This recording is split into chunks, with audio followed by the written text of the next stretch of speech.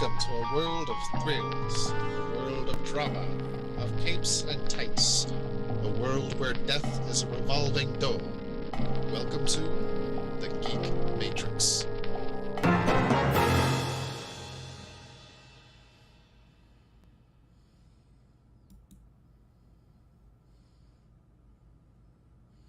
Hey everybody, and welcome to the Geek Matrix All In on DC Honorable Mentions podcast show.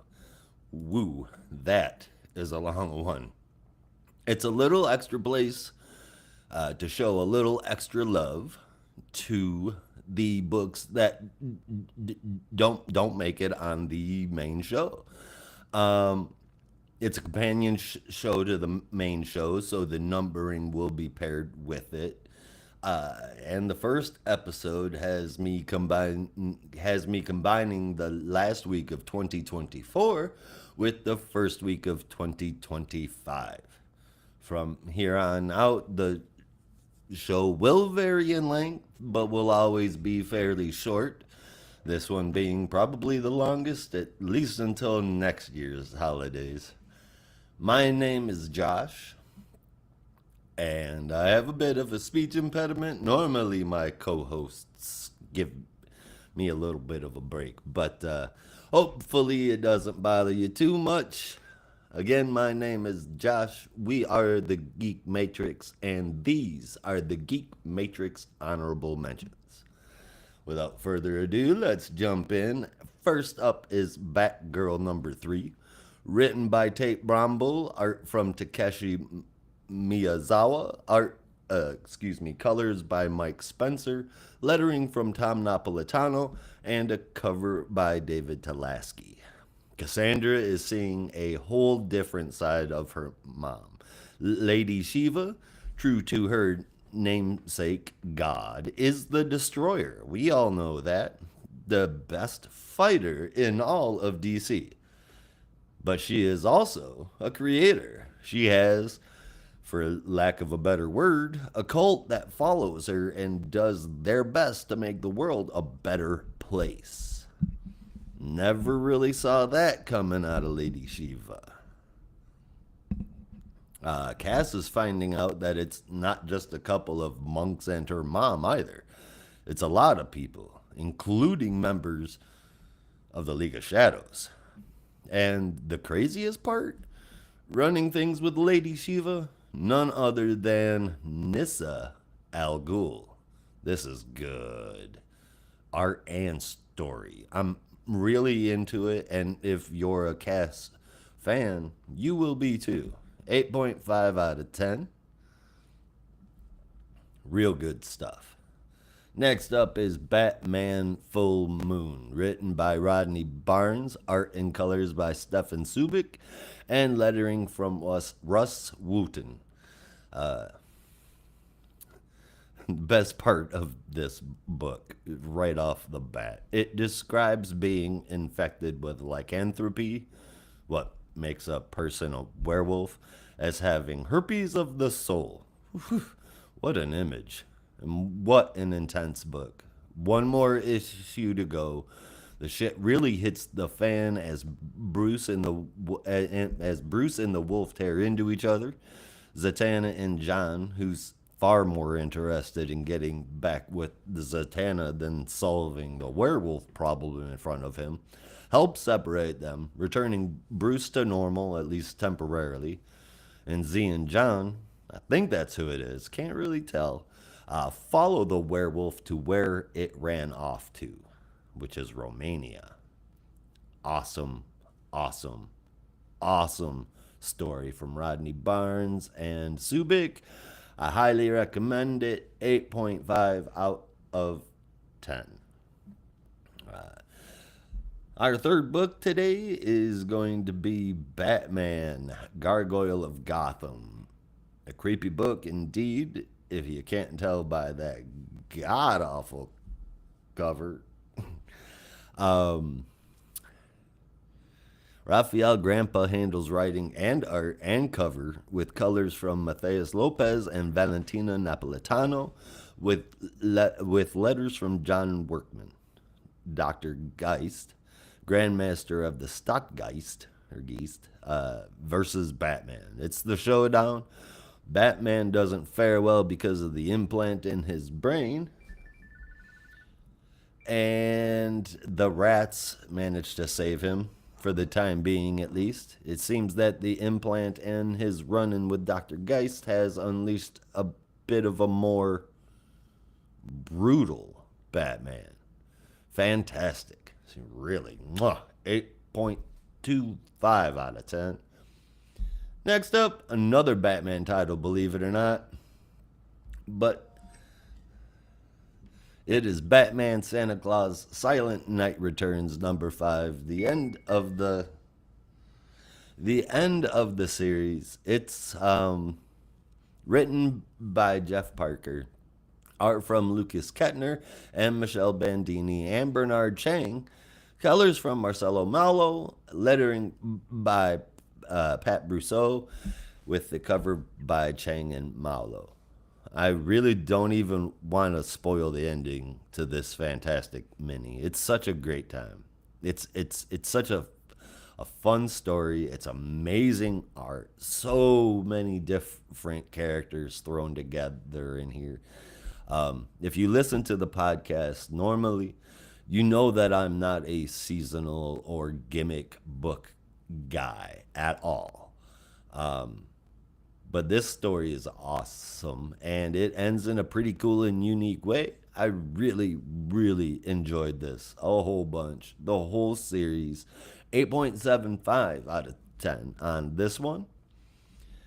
We have Batman, the Brave and the Bold, the anthology book. 4 stories in here, as per the usual, with a cover from Simone DeMeo. He is amazing, and also makes a writing appearance in this book. Uh, the Price by Ty Templeton on writing and art, with colors from Monica Cunha and lettering by Josh Reed. There's Man's Underworld Part 2 from Dave Valgas, with art from Nicola Sesmacia and colors by Rex Locus, with lettering by Steve Wands. Keeping It Down with, Keep It Down with Hassan Atsmani Al How on lettering as usual, but also on writing. Travis Merver and Tom Derenick on art, with colors from Pete Pantazis. I never know how to say his last name. Next, Hive Mind Part 2 with Michael W. Conrad, art from Christopher Mitten. Colors by Ivan Placencia and lettering by Becca Carey. And finally, The Tattoo by Simone DeMeo, writing and on art, with Carlos Mangual lettering. Honestly, this one was really, really good. I'm not getting into the individual stories. There's 4 of them here. I will say that I'm not a Bat-Mite fan, and I'm not a Michael W. Conrad fan, and even both of those stories were pretty enjoyable. This was a good purchase. It would be for you too. Excellent micro doses of the DC universe in every random possible flavor you could imagine every month. I don't like anthology books, but strangely enough, I have enjoyed 20 issues of Brave and the Bold. Good stuff. 7.5 out of 10. Next, another Batman book. Surprise! Batman The Long Halloween, The Last Halloween, number 4, written by Jeff Loeb, art from Cliff Chang, colors colors by Dave Stewart, lettering and design by Richard Starkings, and a cover by Tim Sale.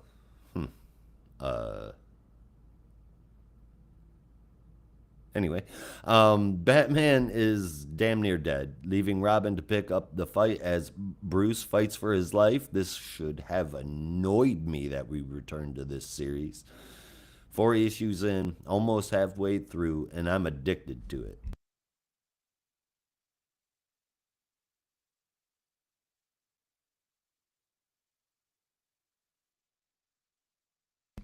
Excuse me. It's one of the first issues that I grab when it's on the stands. This is excellent, especially this issue. 8.5 out of 10. Black Canary, Best of the Best, number 2. Written by Tom King with art inside and out by Ryan Sook and colors from Dave Stewart, again, with lettering by Clayton Cowles. I like Cowles better. I don't know. It's the second issue. We're still in the fight between Shiva and Dinah, with the action being broken up with flashbacks to Dinah's life and retraining her mom. The first issue was not okay. 1 second, please.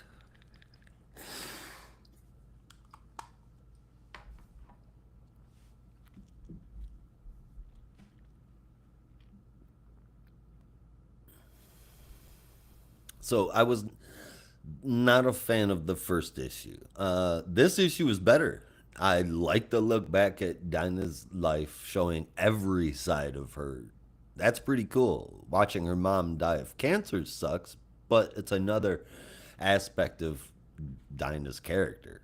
So far, it's interesting enough to keep me going, and you just can't go wrong with Ryan Sook's art. 7.75 out of 10 for Black Canary, Best of the Best, and I am a pretty big Tom King critic, so this issue was great. DC presents Creature Commandos number 4, written by David Dashmalshane, excuse me, art by Jesus Hervaz, geez, I am so sorry. I'm going to start this all over again. DC Horror presents Creature Commandos number 4, written by David Dastmalshane, art by Jesus Hervaz, Alex Gumerez on colors, Ferran Delgado on letters, and a cover from Tirso. Okay. Lieutenant Shreve takes the team on a mission without the help of Dr. West, taking the controls with him against her strongly advising otherwise. But she's outranked and forced to listen. He even takes Lucky. Things get crazy, of course, hardly contained, but the monsters aren't really, well, monsters. I mean, they are monsters, but they're not as mindless as Shreve thinks that they are. And the mission that they are off against, taking on a bunch of brainiac robots. Oh boy. That artist's style was made for this book.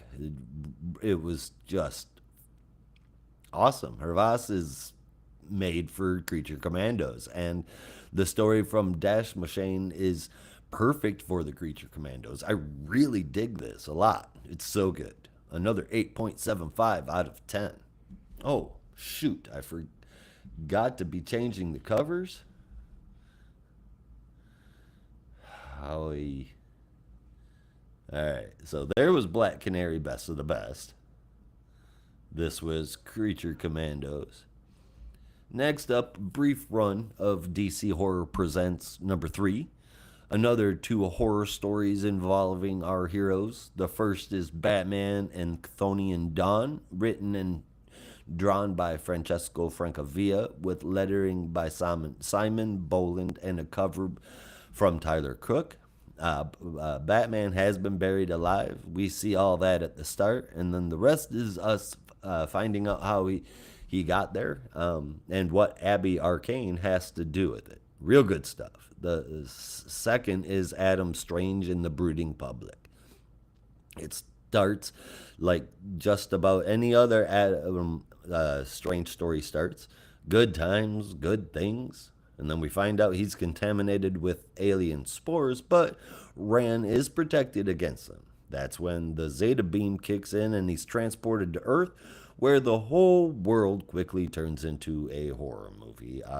These stories are really cool. I'm a horror fan. Seeing our heroes in these little quick horror stories is fun. I'll give the whole book an 8 out of 10. Next up, we've got Green Lantern Dark number 2, written by Tate Bromble, art and cover from Werther Deladera, colors by Giovanna Nero, and lettering from Tom Napolitano. Green Lantern Dirk, aka Tangent Green Lantern, continues their story here. A dark, broody, horror-ish story that feels kind of YA in many ways. It's enjoyable though, if a bit to get used to. I'll give it a 7 out of 10 today. It's good. I feel like it could be better. Next, we have Harley Quinn number 46, written by Elliot Callan. Art from Mindy Lee. Colors Triona Farrell, excuse me. Letters by Lucas Gattoni, and a cover by Elizabeth Torque and Dave McKeag.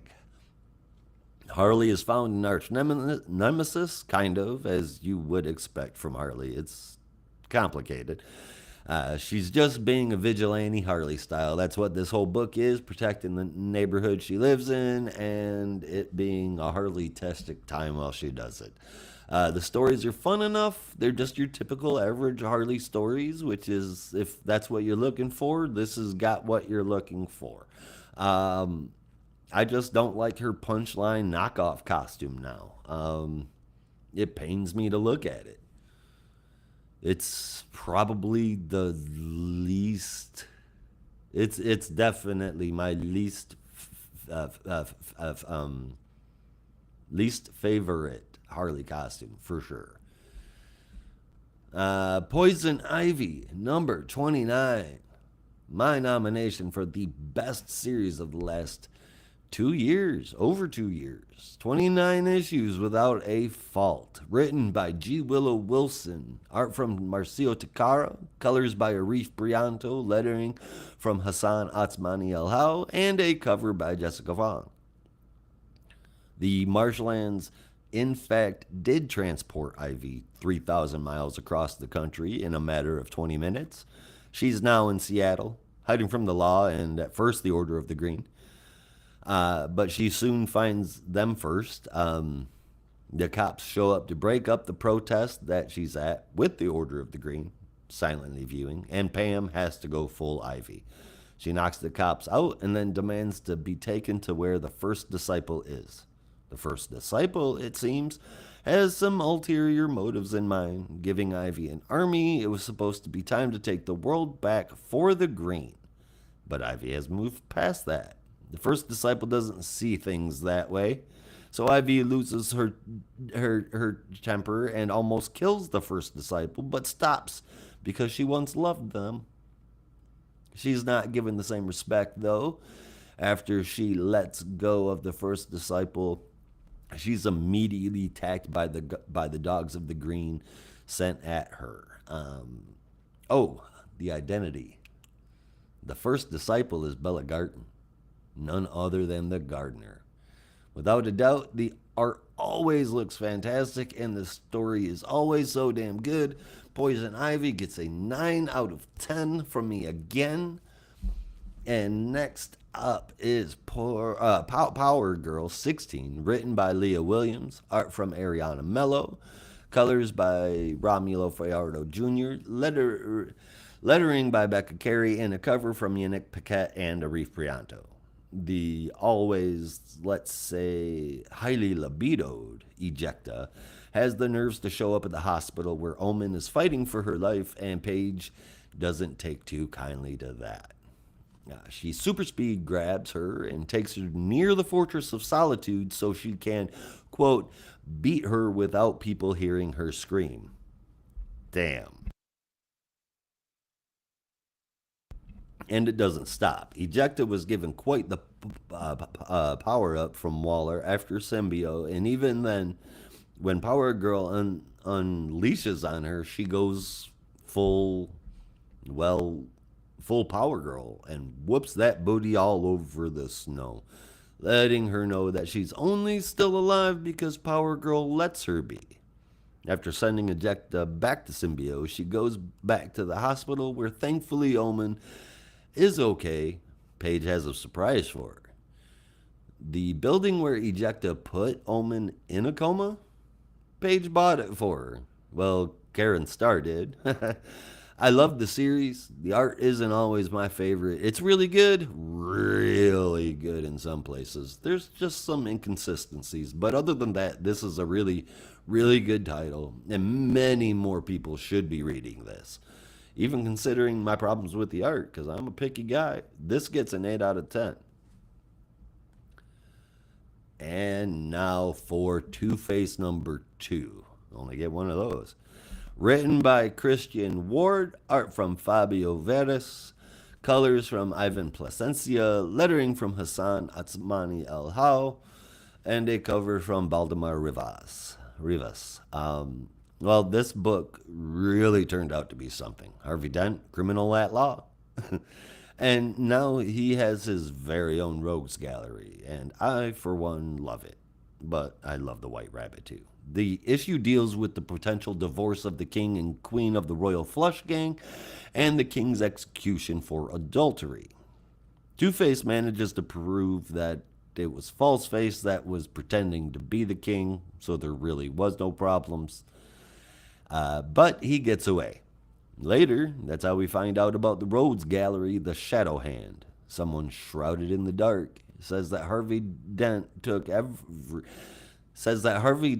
everything from them, and they're going to return the favor. Around the mystery person is Jaina Hudson and White Rabbit, who are the same people, the same person, but split bodies at times. There's also Die, False-Face, and Doubt, plus the mystery person. This could turn out to be stellar. So glad it's not another Two-Face cult book. The art is really great, and the story is really going places. 2 thumbs up for Two-Face, 8.25 out of 10, and those are all the honorables worth mentioning. Thank you for joining the first episode of Geek Matrix All In on DC, our honorable mention show. And thanks for watching. Thanks for listening. We'll be back next week covering all of DC's weekly releases. Same geek time, same geek channel for both our regular main show and the honorable mentions. Okay, so that is the show. I'm getting out of here, so you'll have to as well. Be careful out there, and remember, in the Geek Matrix, everybody has a home. In the Geek Matrix, you